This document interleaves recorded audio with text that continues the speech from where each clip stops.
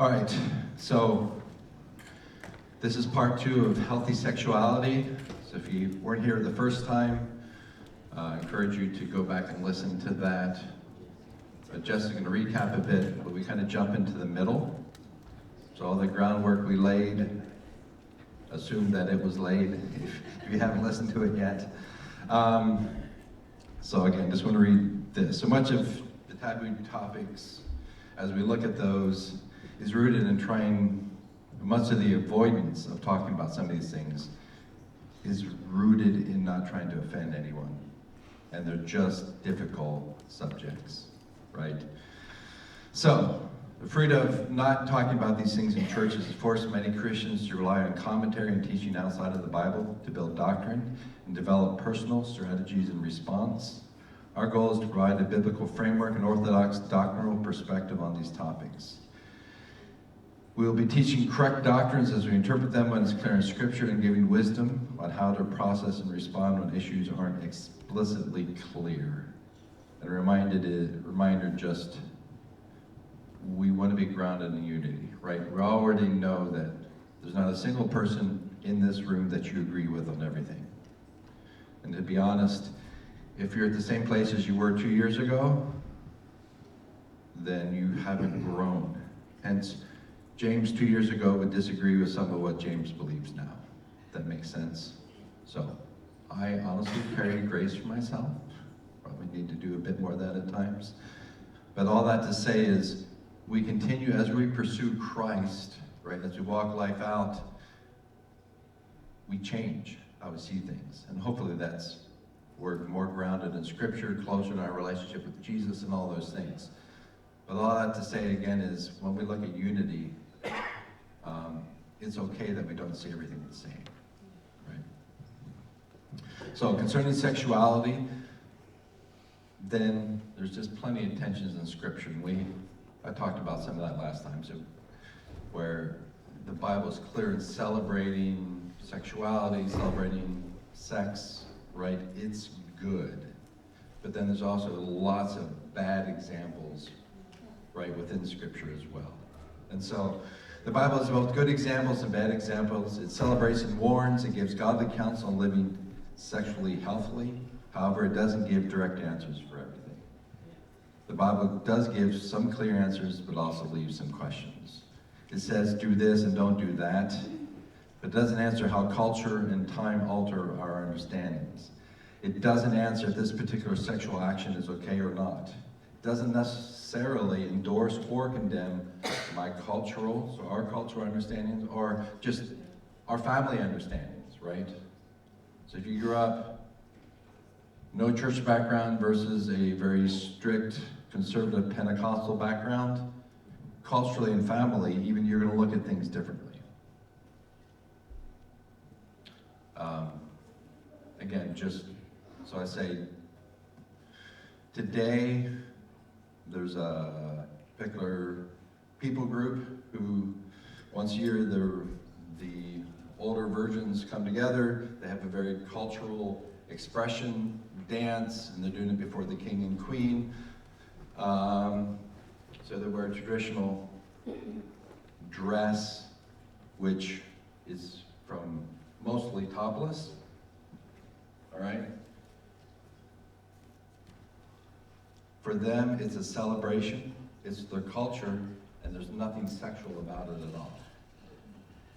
From our perspective, all right, they're mostly topless. So we read into this then from our perspectives.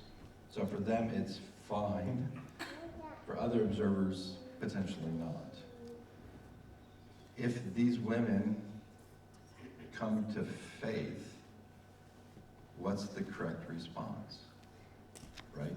And I would almost guarantee you it's a large enough celebration of the Christian women that are part of this.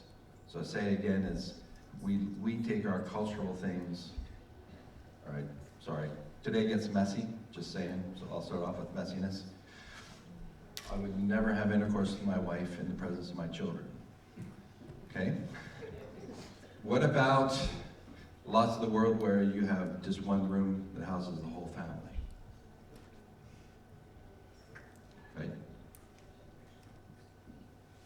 So you come to faith, what do? I mean, you got young kids, maybe you just wait until they're asleep. You got a 12-year-old, it's like, and a 13-year-old, like, go visit the neighbors for a while, don't come back. I'm not telling you why. I don't know what to do with all of that. But I'm saying, again, we wouldn't do that ever, but we also have a house with 4 rooms. What happens if you have a house with 1 room? Again, so I say when it gets messy, simply, as we talk about some things today, some things that the Bible is very clear, right? But also some things that we read and we do because culturally we say it's inappropriate. And it could be inappropriate in our culture. But what about a different culture? And the Bible doesn't try and cover all of that ground. All right, so principles in Scripture and the guidance of the Holy Spirit do speak into having healthy sexuality. Today is part 2 of a journey, so we're not giving a manual or rule book, and it does get messier today, just saying. Tensions and differences will still exist, and that's okay. Let's carry grace as we continue tackling a challenging subject matter. All right? All right, Jess. What an intro.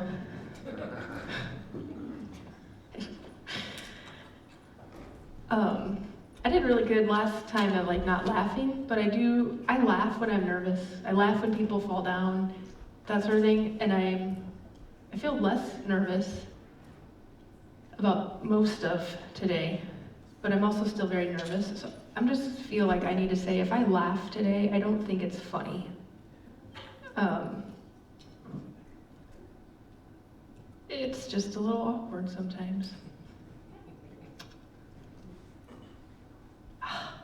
And this isn't working. I just can't grab my right tab. We'll just do it. So, for those that weren't here last week or haven't had a chance to listen to it, I just want to recap a little bit.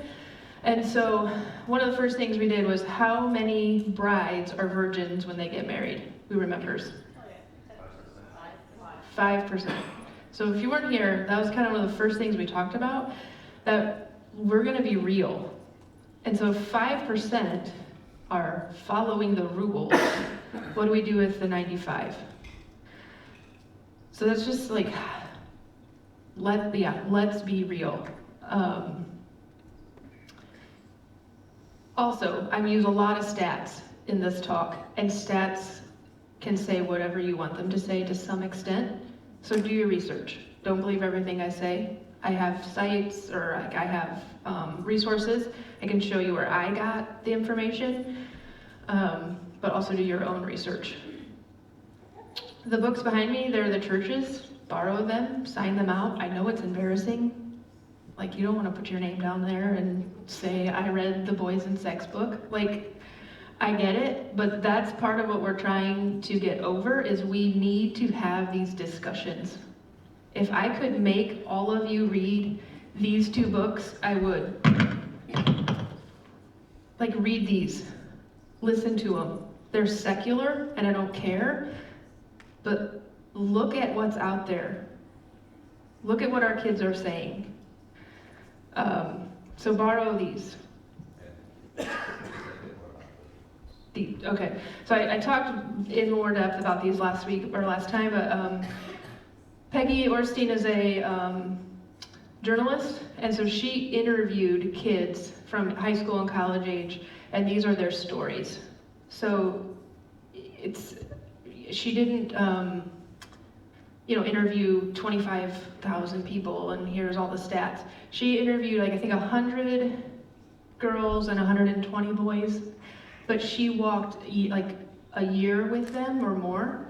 And so it's in depth. They were very honest with her. They were very real with her. And this is what our kids are saying. So listen to these stories and I can let your heart be broken. We live in a really sexually broken world. And if we don't realize that, we as Christians easily come across as the morality police. Do this, don't do that, don't be we do that as parents, we make our kids feel that way, we make each other feel that way.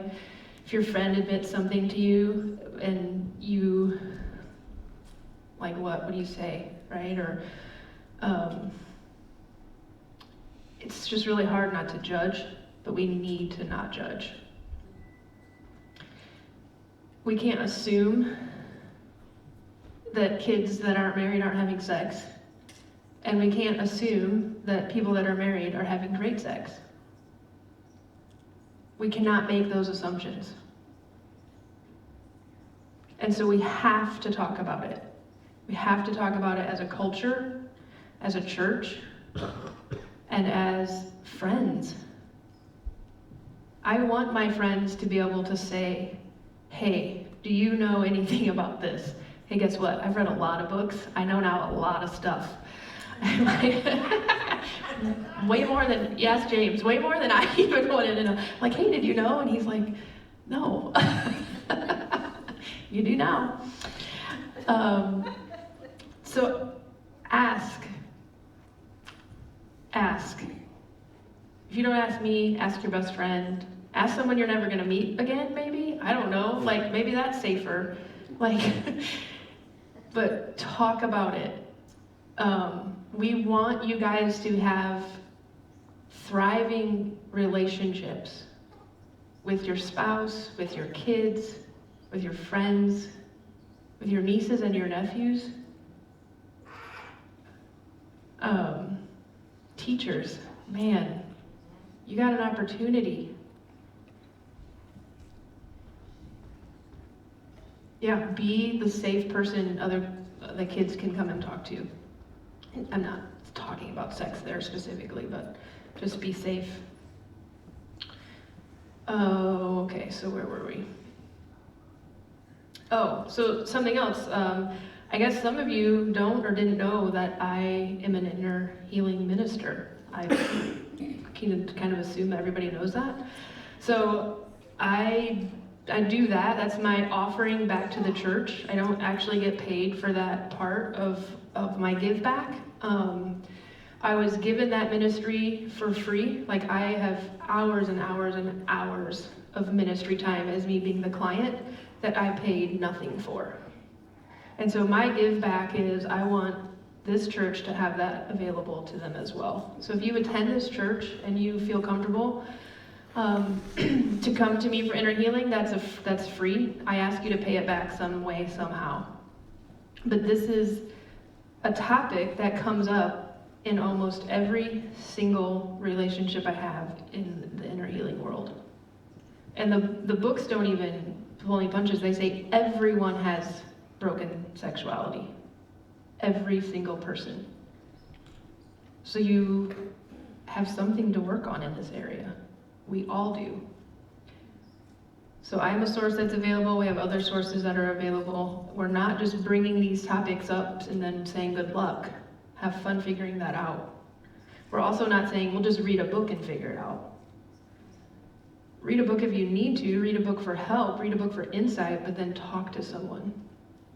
Pray with someone. Dig into the Word and dig into your relationship with the Lord.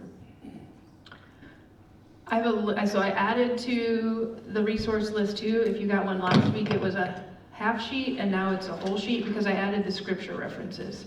So use this, take this. I didn't print a whole lot, so if there's not one left, let me know, or one of the elders know, and we'll make more copies.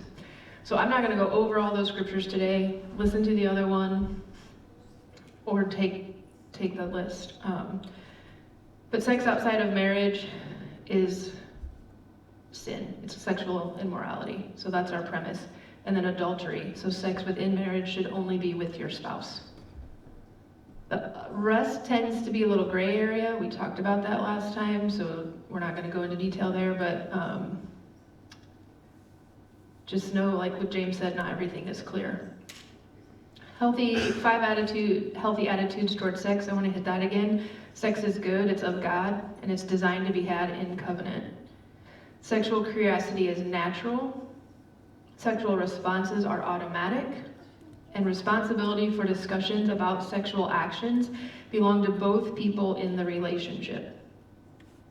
And biblical standards and mutual respect are the guiding principles for all sexual choices.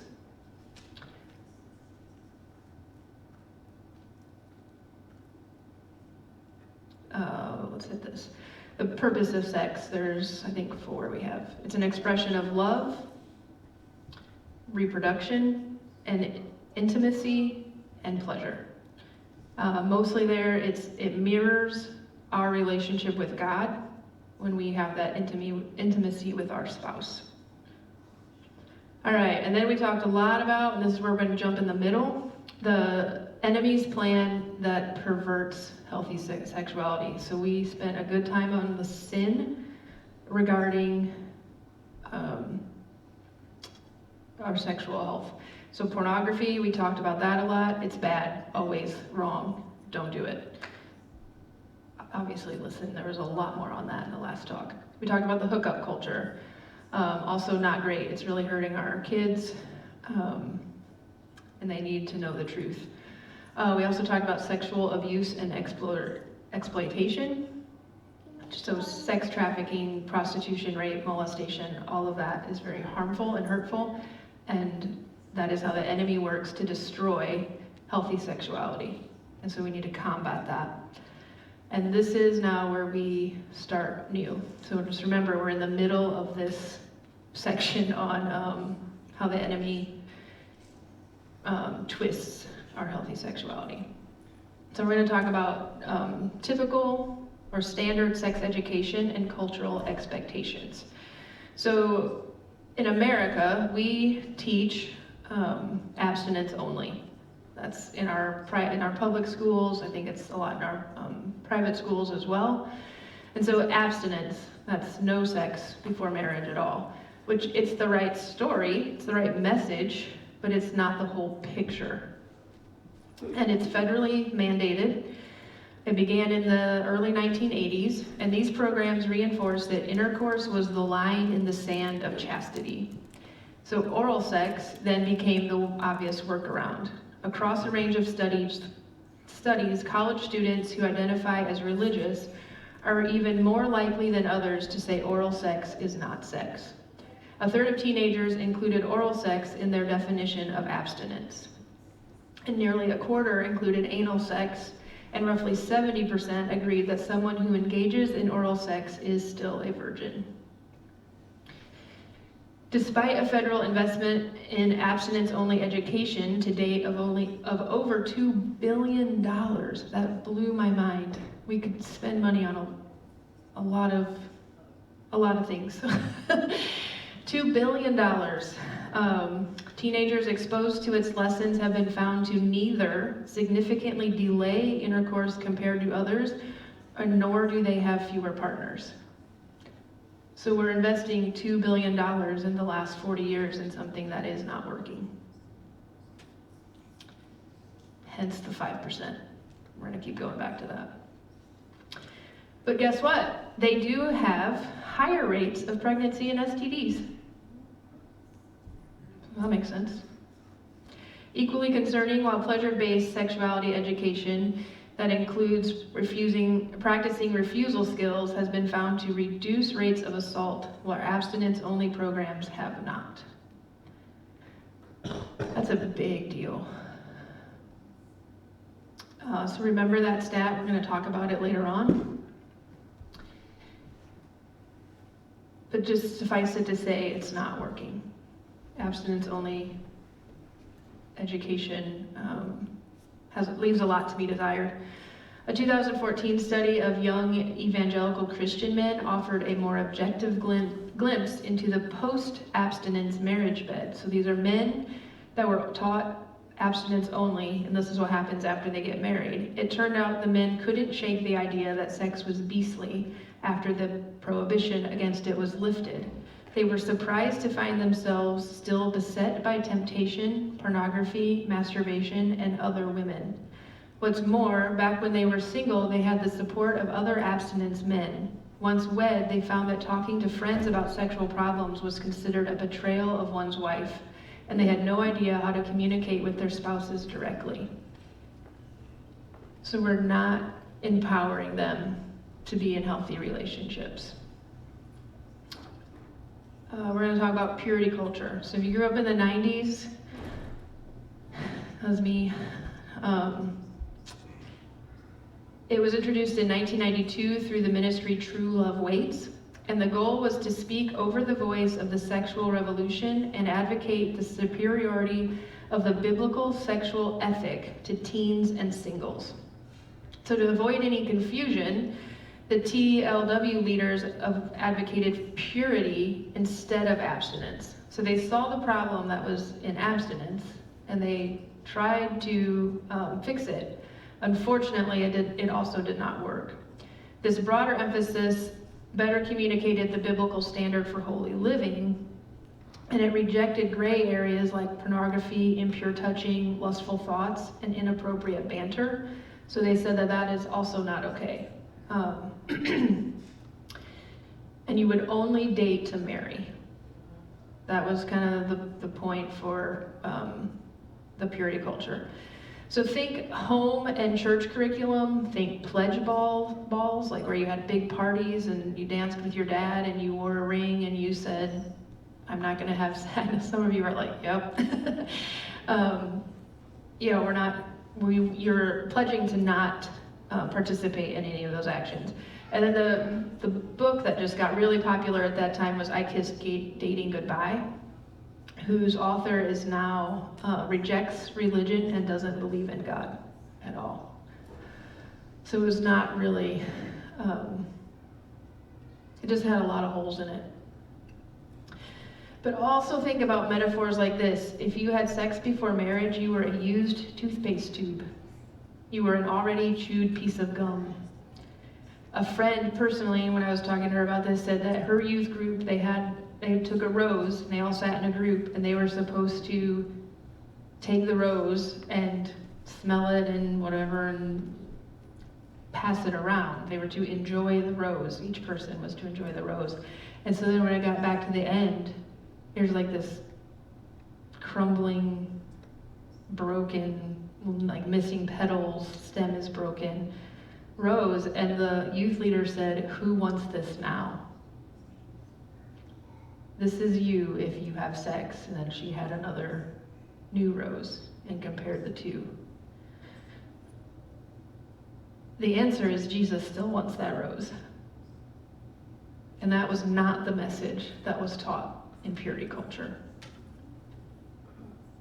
And so these activities were supposed to be analogies for what happened to one who engaged in premarital sex, but overzealous church leaders made virginity their primary focus, driving the teachings home with shame and fear, neglecting the redemptive work of Christ.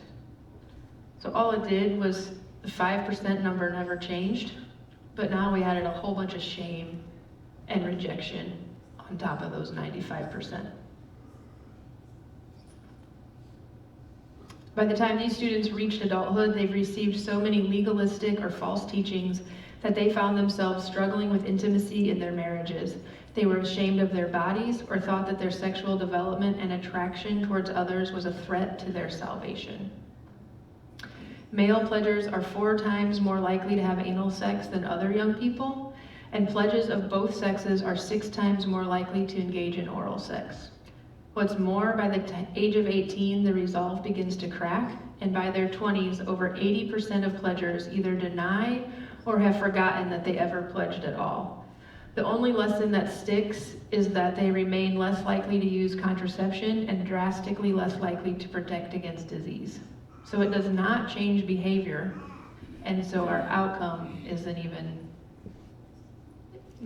has more negative consequences.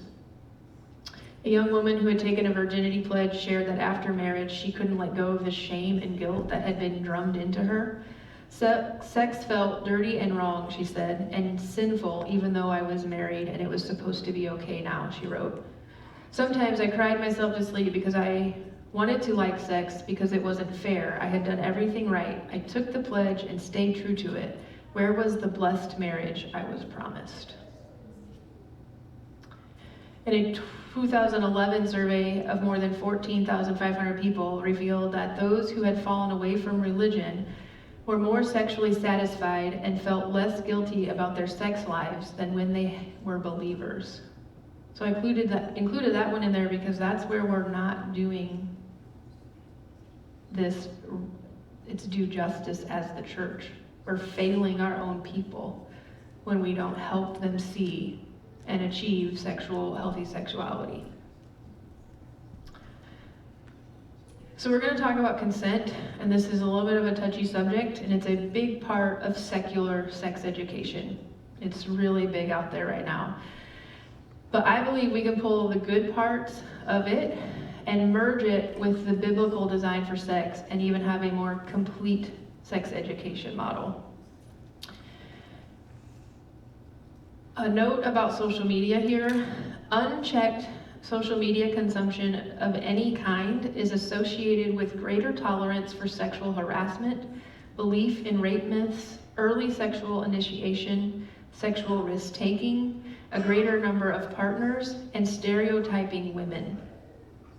So anytime, the story of that kind of sticks out is after 15 minutes of social media scrolling, they had a group of people watch like a movie clip or like a movie of some kind, and then people that had not been scrolling for 15 minutes. And the movie clip was not great. It didn't say what it was, but it was where they were treating women poorly.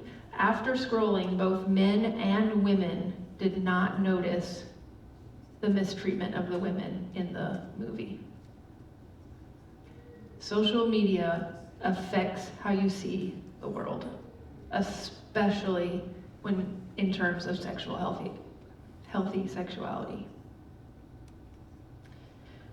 So our men, our boys, they need a strong counter-narrative to develop grounded, realistic perspectives on women, on men, on sex, and love.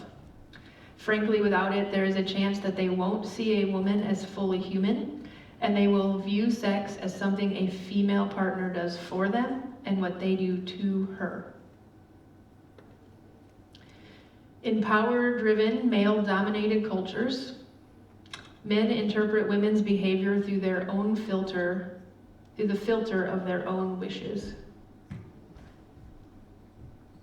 That's a really big deal. So in power-driven, male-dominated cultures, can we say that America is mostly still power-driven and male-dominated? I get that the females are making a rise, and we have to deal with that too, but in general, and the research did say that in sexuality, it has not changed.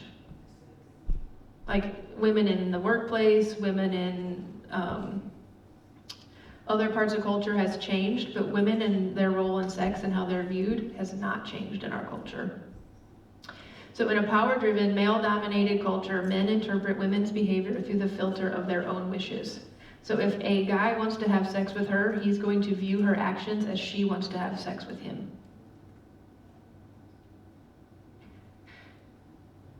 The stories in there, like, well, if a woman is holding a beer, she's available. She wants it. If she came to a party, if she wore a V-neck. These are all things that the boys are saying, the girls want this. We have to teach our men that that's not true. So back to that stat I asked you to remember, that abstinent-only education didn't lower rates of assault. Teaching consent to our young people isn't giving them permission to have sex. Sorry, because remember, 5%, so they're already doing it. It teaches them how to say no and how to handle being told no. So that's why we're teaching consent. It's basic communication, which is also a skills abstinence only, which is only a skill abstinence only students were lacking once married. Consent is preferring another person at all times. And Jesus taught us that many times throughout the Gospels. It's the greatest commandment. Love one another as you love yourself. Consent is always needed, even in marriage. It becomes more natural and less awkward, but it is absolutely always still necessary. So again, we're not teaching consent here to give anyone permission. We're enabling and empowering people to have their boundaries and enforce and hold them. So consent is affirmative. Silence is not consent. You can't say, well, they didn't tell me no, or they didn't tell me to stop. That doesn't count. That's not consent. It has to be yes. For consent to be given, a person has to know. So a person cannot consent while asleep, involuntarily restrained, or incapacitated by drugs or alcohol. Read the news and know that that's not practiced in our culture. Consent, they have to know. To give consent, it has to be ongoing. Because you say yes to one activity does not imply consent to another, nor does having done something in the past grant permission in the present. So wanting to dance with someone is not saying yes to having sex later. It's revocable, so it can be withheld at any point. Doesn't matter when.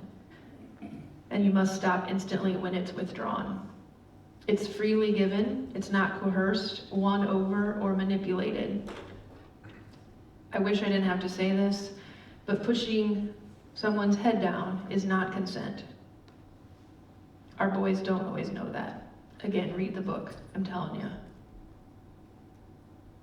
That has to be said. So what does this look like? It looks like saying, I would like to hold your hand, would that be okay? It's at the very least saying, is this good with you? Are you okay with this? I would like to kiss you. I promise that starting with this premise will only benefit you in all aspects of communication with your future spouse. And you need it in a marriage anyway, because it's not like, oh, you got married, now sex is on the table all the time. It doesn't work that way.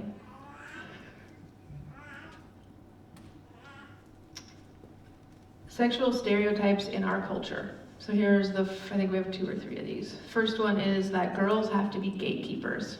And when I read this, I was instantly like, I cannot believe how quickly and clearly I saw this picture. But the movie Grease, yeah, when she's in the backseat of the car and she keeps pushing him away, she's being the gatekeeper because he is not respecting her no. So culture teaches us, this is American culture, teaches us that boys are hormone-driven, unstoppable, sex-crazed maniacs with one thing on their minds. And we acknowledge it and we just kind of shrug it off. That's how boys are. Boys will be boys. How often have we heard that? I'm gonna pick on the boys a little bit here. Don't worry, we get to the girls later. Yeah, don't feel bad. Girls then must be the gatekeepers to their hearts and their bodies, and all the responsibility, risk, and repercussions of sex are on the woman's shoulders, which is clearly who gets pregnant? The female. The consequence of this is that the woman can become detached from her body, not thinking about her own pleasure, but what is being done to her. And it seems like a fine line, or it wouldn't really matter, but it has detrimental effects that last into marriage. So if you're pushing your girlfriend to go farther, even if say you're engaged, it's only gonna hurt your marriage. It's not like it just has a consequence right here. The church needs to be countercultural and say that both parties have to practice the self-control. It does not just fall on the female. And communication of boundaries and consent need to be laid out clearly and from the beginning with both people agreeing to them and willing to hold them up. Boys and lust, and girls and modesty. Yeah, so we're gonna look at Matthew 5, 27 and 28 for this one. This is Jesus talking. You have heard that it was said, you shall not commit adultery. But I tell you that anyone who looks at a woman lustfully has already committed adultery with her in his heart. Sexual attraction is not lust. It's possible to notice that someone is very good looking and then do absolutely nothing else with that information. Seeing is not wrong. You can't help it if you see something, if your eyes are open. Looking, on the other hand, is a deliberate action. But even looking in and of itself is also not wrong, according to what Jesus said. I tell you, anyone who looks at a woman lustfully has already committed adultery. So it's looking lustfully that's wrong.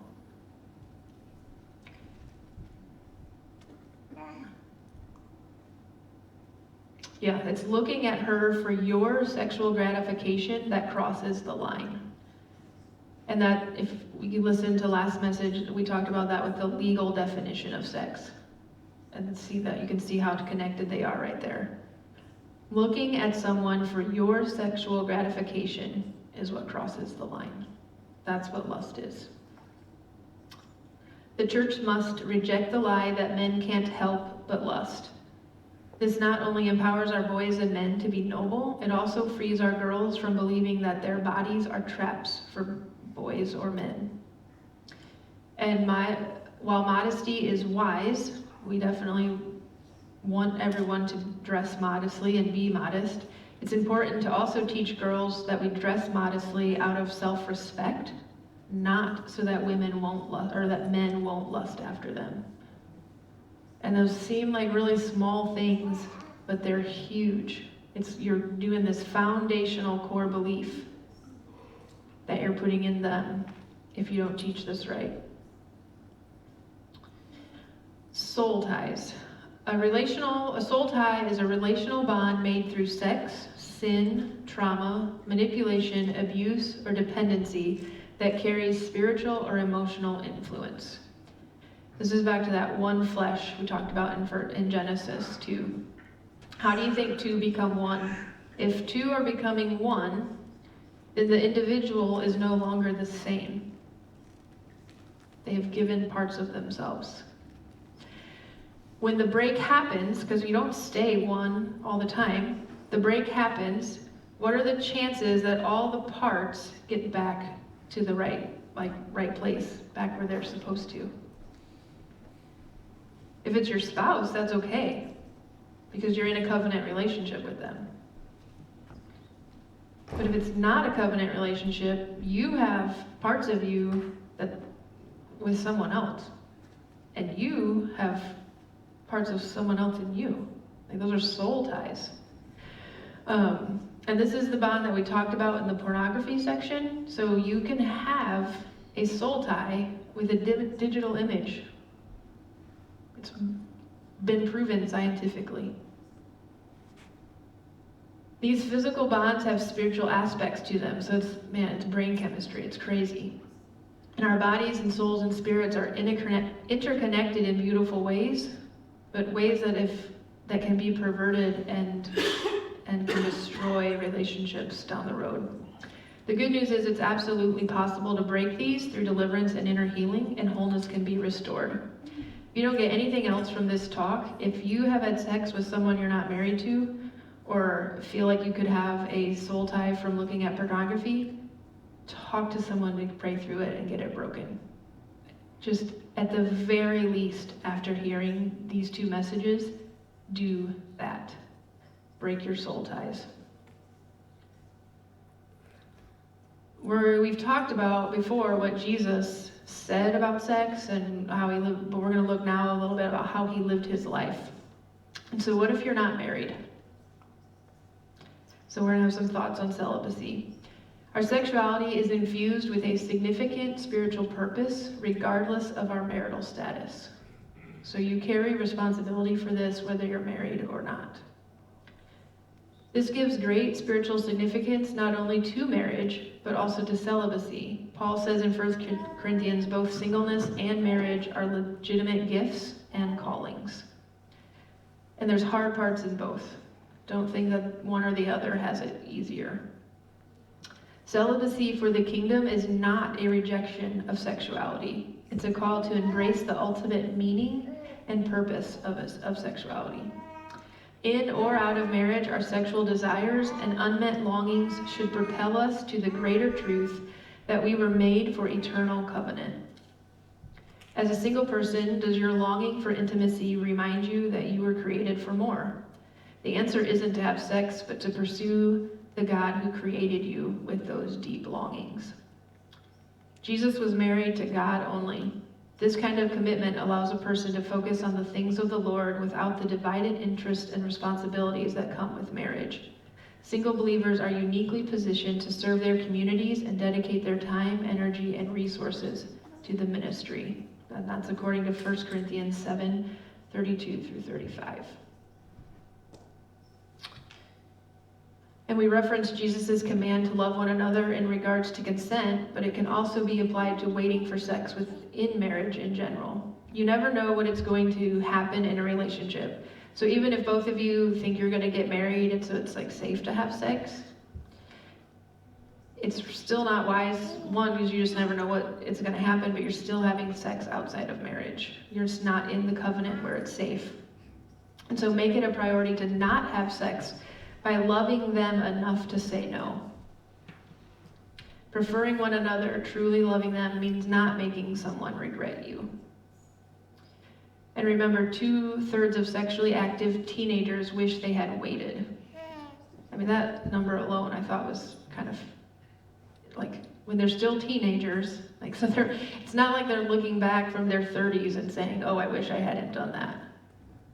While they're still teenagers, they're wishing they hadn't done that.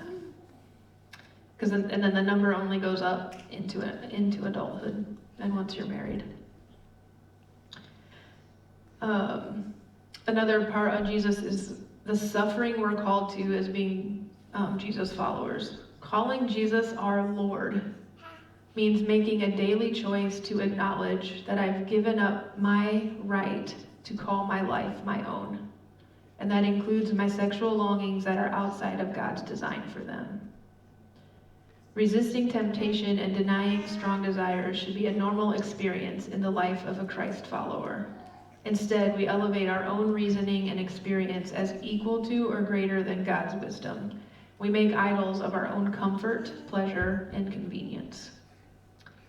If we're not willing to wait patiently, we won't be able to live within the teaching of healthy sexuality. Almost every departure or deviation from healthy sexuality is an expression of our impatience. We don't want to wait for what God has promised, or we refuse to live within the parameters God has designed. This is really important to sacrifice. I mean, that's just really important. It's not about us all the time. You have to put yourself aside. And again, you think that's hard if you're not married? It's just as hard in marriage. It just looks completely different. All right. Maybe the fun part. Sex inside of marriage. This is where I might laugh. All right. 2 of the greatest challenges surrounding sexuality are convincing single Christians to abstain from sex and convincing married Christians to enjoy sex. Yep. Fun fact, sex is awkward. It just is. One book said if 30 years in you're still not hearing, oops, sorry, every once in a while, you're probably not having sex at all. I thought that was funny. So just here, if you're young and married, just starting out, a lot about sex is natural, but a lot of it isn't. There are resources to help you, and just please use them.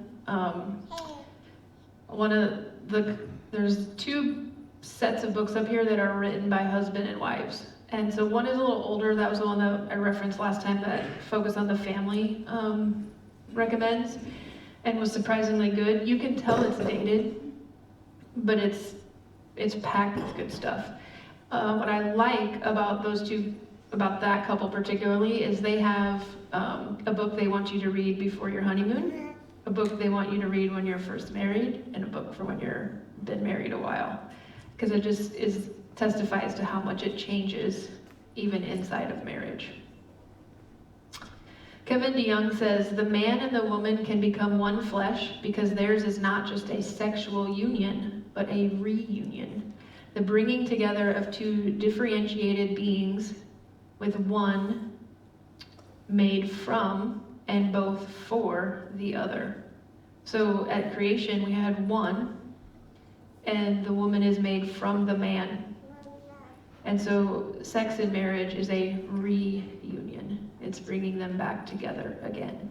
And I thought that was kind of cool. I like this analogy too. Sex is not a thermostat. So you can't just turn it up and expect the heat to raise or lower. Sex is a thermometer. So you're not going to fix relational problems through sex, but relational problems will cause problems in your sex life. So just, you have to think about that a little bit, but I thought that was a really good analogy. The sexual health of a marriage is an indicator of the overall health of a marriage. It takes communication, trust, and love. And again, lots of resources if you need them. So there's sex, which is all sexual activity you do together with the aim of mutual satisfaction. And then there's good or great sex. And one of the books used good all the time, and another book said great all the time. So if I say good or great, reading the quote, those are the same. So it's not like there's sex, good sex, and great sex. So there's sex, and there's good and great. I tried to go back and find them, but no, I probably didn't get all of them. So mutual satisfaction is always the goal. And good and great sex is about orgasm as a result of and natural culmination of a vulnerable, intimate relationship. It's not just about a goal, it's about everything that leads up to it. Sex isn't just physical, it's also spiritual. It's about feeling closer than you ever thought possible to any other human being. It's intimacy and it's orgasm. And somehow it all goes together. Emotional intimacy, trust and vulnerability, spiritual intimacy, feeling like you're one, and physical intimacy, the fireworks, all go together. Lose any one aspect of those and you are missing great sex entirely. Sex is truly great only when it is great for both people involved. Earlier we spoke of goals, so let's just be clear. The goal is not for both parties. The goal is for both parties to orgasm. The goal is not to both orgasm at the same time. It's not that both people orgasm during intercourse. And it's also not to have sex all night long, or it's not to have sex as much in your 50s as you did in your 20s. I know. I knew this would be the part would be my laugh. No, she's hiding. She's like, okay. I should not have. You're right. I should not point. I'm so sorry. Yeah. So maybe you will and maybe you won't, right? Maybe the best sex of your life is going to be when you're 60. I don't know. Maybe it was when you're 20. I don't know. But our goals, that's not our goal. Our goal is what we said earlier about it being mutual and both parties being satisfied with all three parts of the relationship. That's the goal. Part of having good sex in marriage is letting go of preconceived notions that are totally unnecessary. And it's okay if the goal isn't achieved every single time. It's a goal, not a hard and fast rule. Just think about that even. It's a goal. You don't always get your goals met every single time.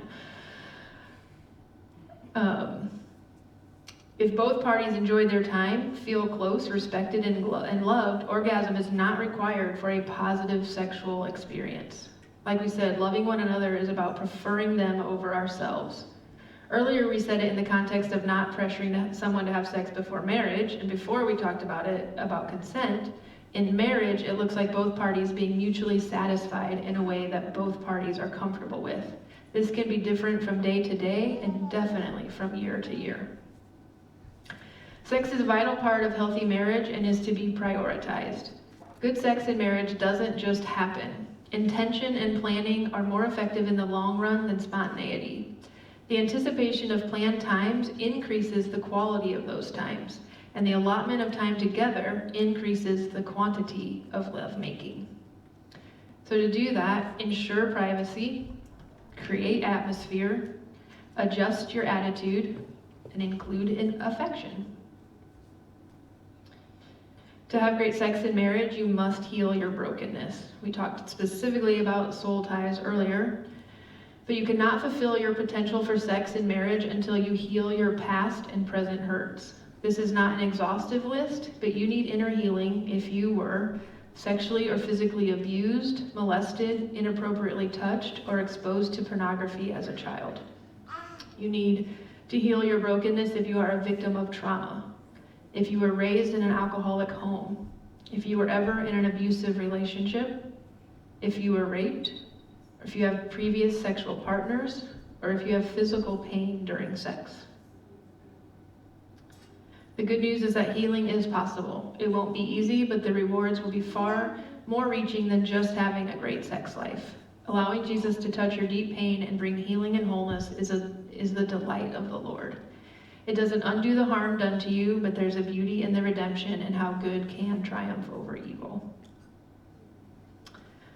A key to good or great sex is understanding your own body and your spouse's body and their emotional needs. This means understanding desire, libido, arousal, and anatomy. So I read a book, probably, I don't know which one it was, I could not remember, but I think it was probably like Love and Respect. I taught Love and Respect probably 15 years ago, and I think this is from there, but I don't know for sure. A woman needs to feel loved by her husband to want to have sex, and a man needs sex to feel loved by his wife. So there, it's like you're coming at the thing from two different sides, and how do you get there, right? You gotta be on the same team. And if you can understand how we're wired differently, like our differences, it'll help in the end. So a lot for sex in women is in the mind, and if you're not ready, if you're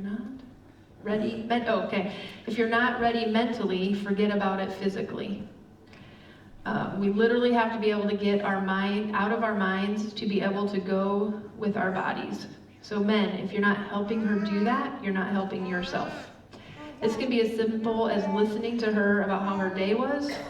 It could be giving her time to decompress, alone time. It could be helping putting the kids to bed.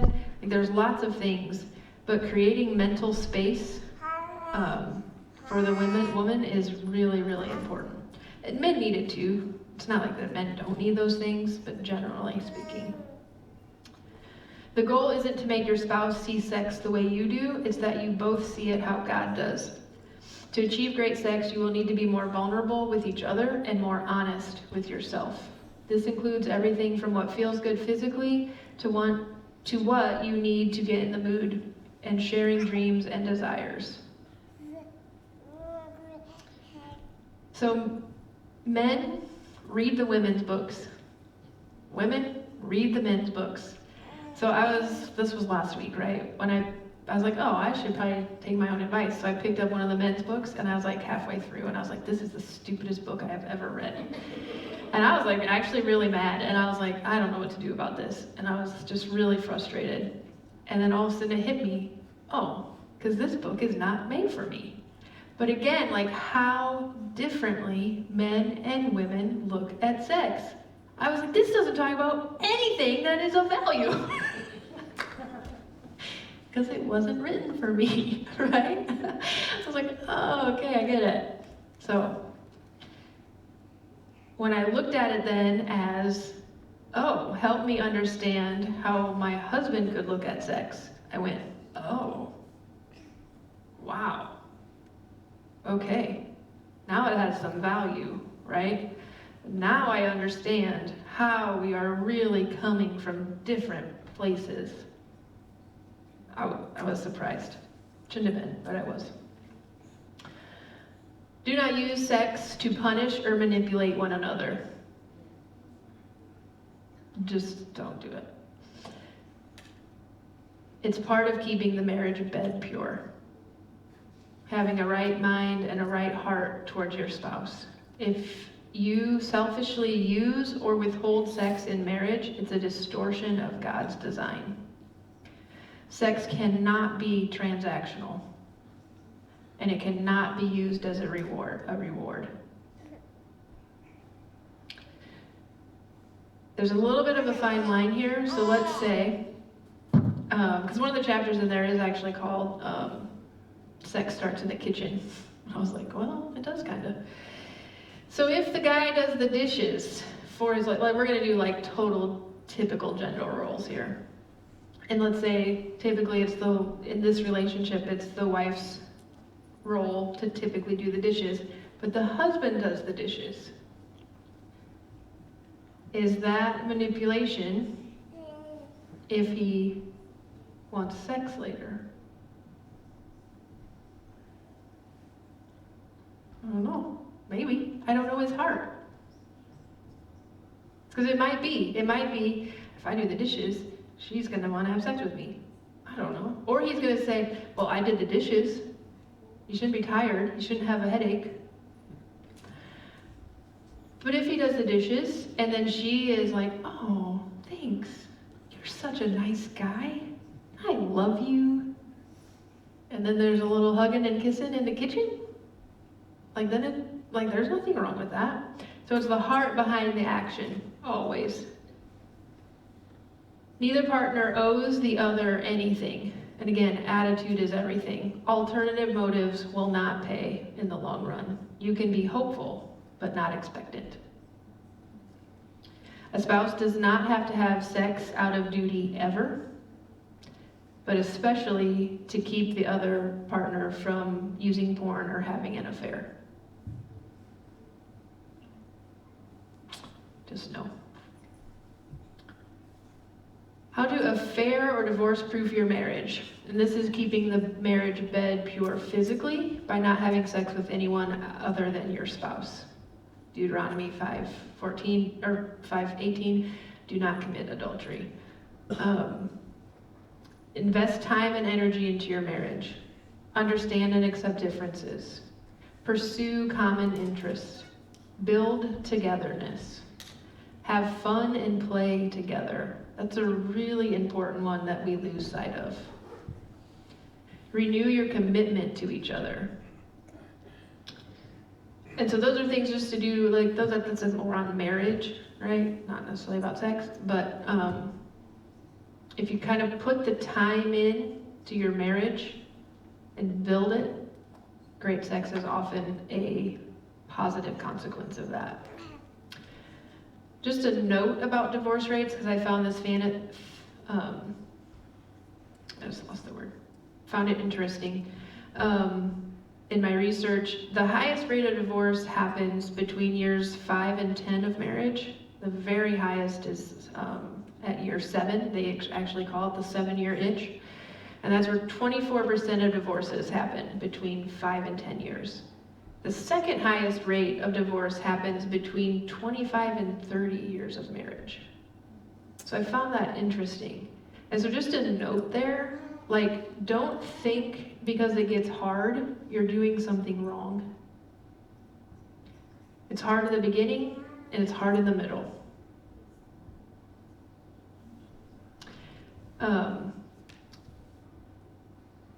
They also said especially at the year 25 to 30, if they press through and stay married, their rate of happiness is extremely high in years 35 plus.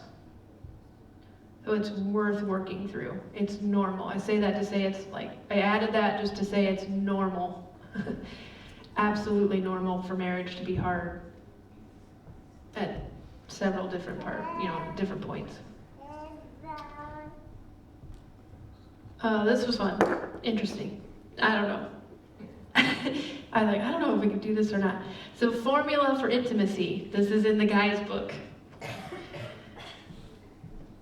Connect, 15 minutes a day. So 15 minutes a day to build intimacy in your marriage. Connect emotionally. Look into each other's eyes, share a positive thought, feeling, or affirmation of the other.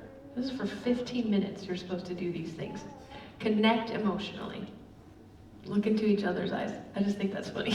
I'm like, man. She lives in the guy's book? I promise. Connect spiritually. This is in the same 15 minutes. Share an inspirational reading or prayer. Okay, I could spend a lot of time doing that, right? But also then connect physically. Hug for 20 seconds. Kiss passionately for 5 to 30 seconds without leading to sex.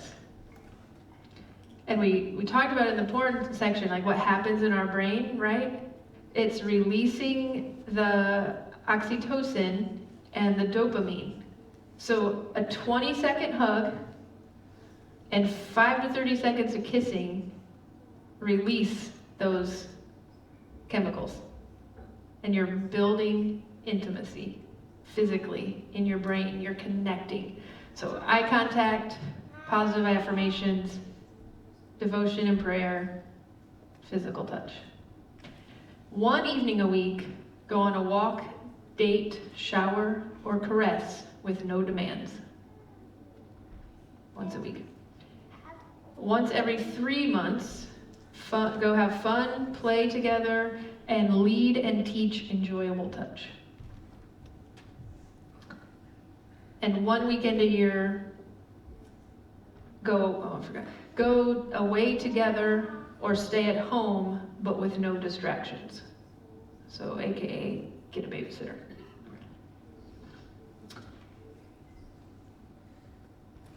There's other formulas, like one of the other books was 2, 2, and 2. Something about do this twice a week, do this twice a month, and do this twice something or other. And every 2 years do this.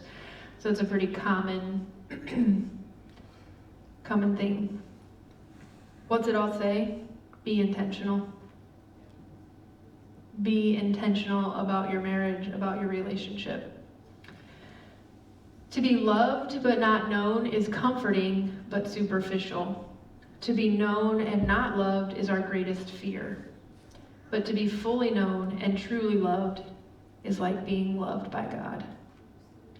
It is what we need more than anything. It liberates us from pretense, pulls us out of our self-righteousness, and fortifies us for any difficulty life can throw at us. That's what you can get in a marriage when you have a true partner. And above all, just always journey together. It looks different at every stage. Newlyweds, parents of babies and toddlers, work stress, parents of teens, physical changes that come with age or illness, caring for aging parents. Sex and marriage can look different and changes all the time. And it has to be navigated together with lots of openness and communication. Whatever you're facing, you're not alone. There are highs and lows and seasons to every aspect of relationship, including healthy sexuality. As a church, we can acknowledge that, provide solid teaching, and safe spaces for discussion. And then we'll move into our conclusion. You guys survived. We're almost done. I had to remember my 5th grade Sunday school teacher, and she's like, all right, ladies, because we broke up, boys and girls. She's like, okay, ladies, we're going to do the sex talk this week. The main thing I need you to know is sex is good. And I was so embarrassed. I could not believe she said that. And I went home and I told my mom.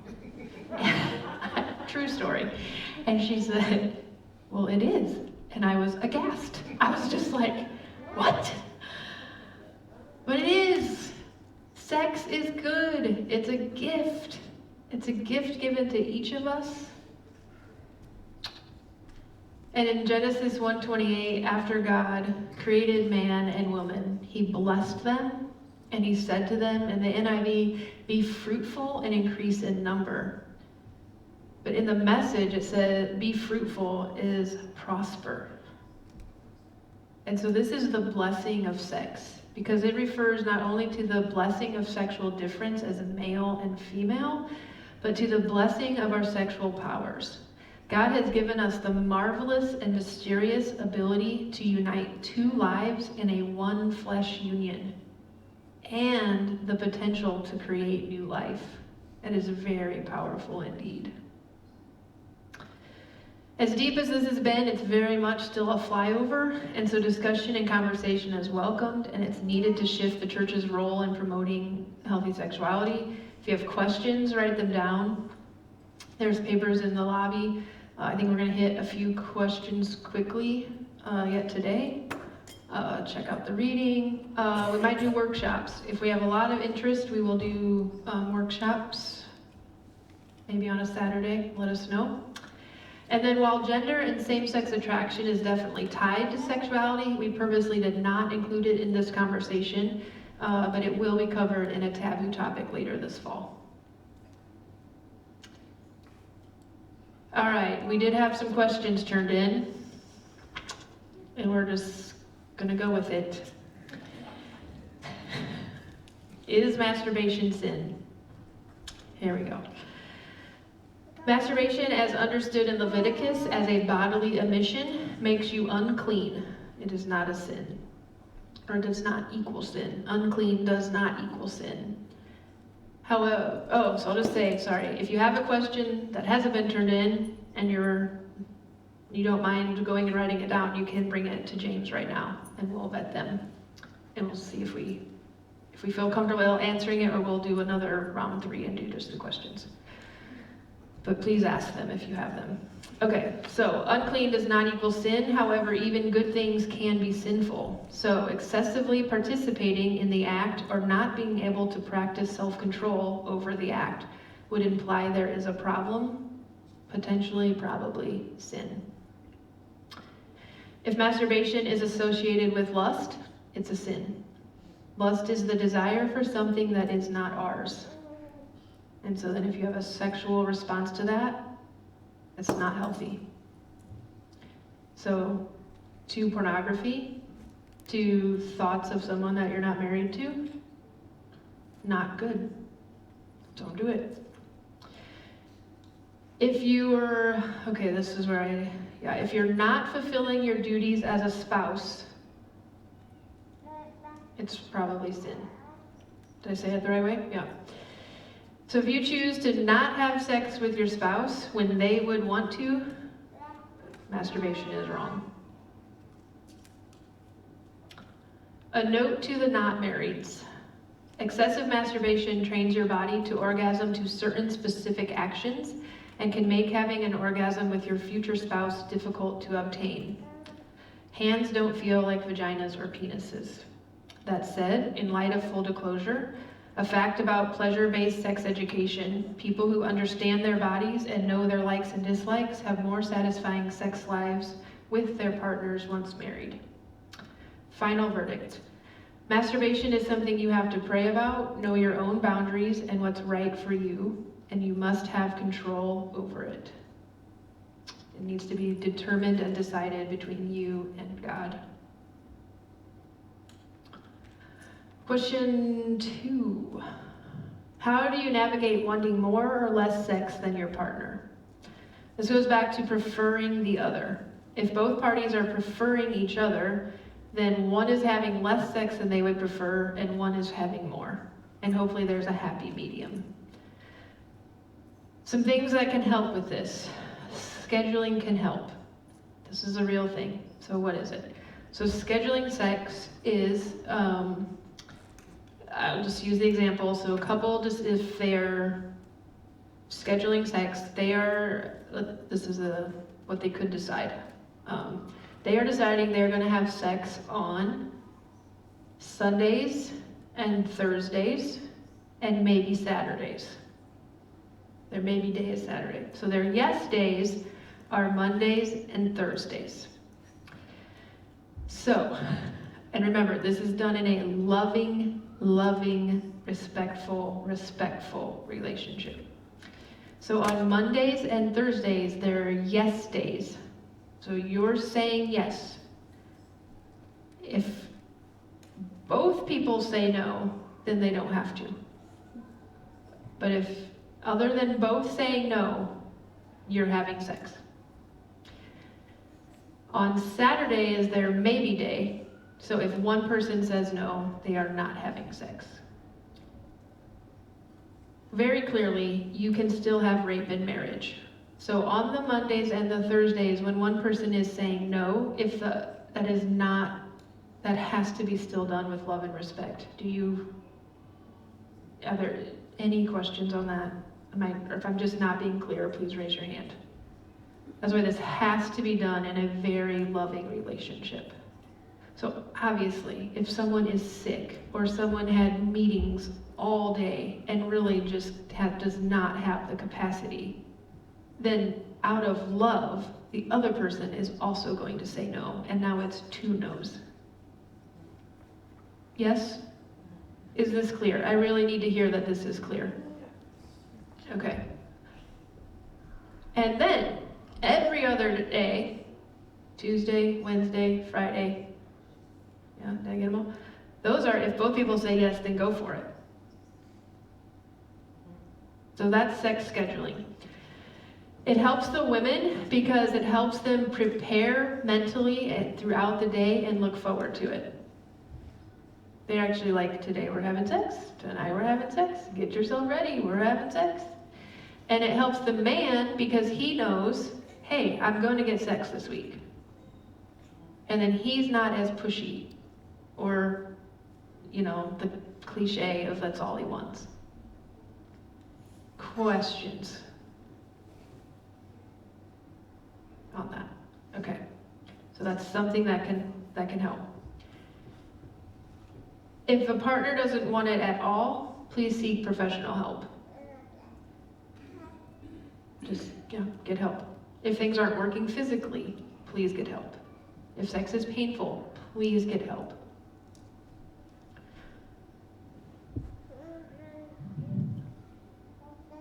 Question 3. What if our preferences are different? So once again, we go to that we prefer one another. In this case, the less adventurous one does the inner work to be more free. And this is especially necessary to overcome body shame or belief that sex is bad. But if it is truly just a preference, I want the lights on, but he wants the lights off, meet in the middle. If it's truly a preference, meet in the middle. Prefer one another, love each other. One person practice stretching their boundaries and the other person refrain from pushing the boundaries, right? Again, lots of communication, If it's more than just a preference, then find the underlying problems and address them. Is it a trust issue? Is it a body shaming issue? Is it not being safe? There's apps for this, believe it or not. You shouldn't be surprised. We live in a digital age. I looked, and believe me, I hope my algorithm is not changed for the rest of eternity. If you see my iPad in the search results, it was this. I did not download the app. I couldn't bring myself to do it. But I could definitely see where it would be helpful. And so in this case, and there's paper lists too. You said you found one in one of the books, right? Okay. So there's paper lists too. I just didn't find it, but he said he found it. Each spouse gets the questionnaire. On the digital app, it's easy because it's just on your screen and I'm doing it and my spouse is doing it, and then it gives you the answers. On the paper copy, you obviously have to do that yourself. So it's asking you what you are willing to do, what you're up for. And then it compares the list and shows you where you agree. And so you could, this could be really helpful. I could see this could be really, really helpful, especially if you're newlywed or especially if you just need some place to start to have the conversation. The secular apps, though, you have to be really, the questions are not going to be Christian friendly. I mean, one of them right on the front page of the apps is, Are you open to watching porn together? Well, we've already said that that's a no, right? So there's nothing wrong with the app, but use your wisdom. Like, yeah. There's websites, again, check them out. You're over 18 and you're married, you're in a safe relationship, check it out. Use discretion and wisdom and have fun. Another question, what if my spouse and I watch porn together? Okay, I think we kind of talked about that one already. It's never okay, even together married. It's exploiting. It's of the enemy. Just don't give in to it. Address why you think you need it, and look at, again, find the underlying problems, and find there's much better ways to spice up your sex life. Again, these authors, in a Christian context, have books. 52 ways to spice up your sex life. Get the book. Read it. Find out what it says. I did not get that book. I can't tell you if it's good or not. That one's not on the list. But I'm glad it's out there. It's a great resource. That is all I have. We did it. 12:06. We survived. No one threw a rotten tomato at me. Again, the takeaway, love and prefer each other. Sacrifice for one another, suffer for one another, celebrate one another, have fun together. Anything else? You got close?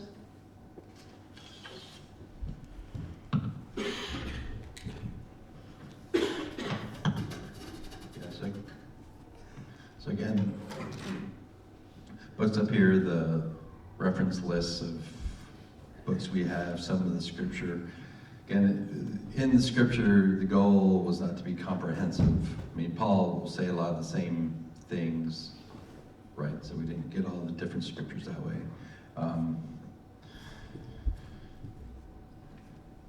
It's such a big part of life. And again, we just encourage that healthiness. If you have questions, ask.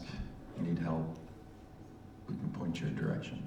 All right, so following today, we have a carry-in, so I invite you to stay with that. I won't suggest any topics of discussion, however, some might be there. Don't avoid sitting with me. Yes. We want to pray for Earl and Rebecca, so you're free to do that. We're just going to do that right when we're done here. We're inviting them to come up and do that. I mean, basement needs, set up, food, la da da da da. So you know that. But just, again,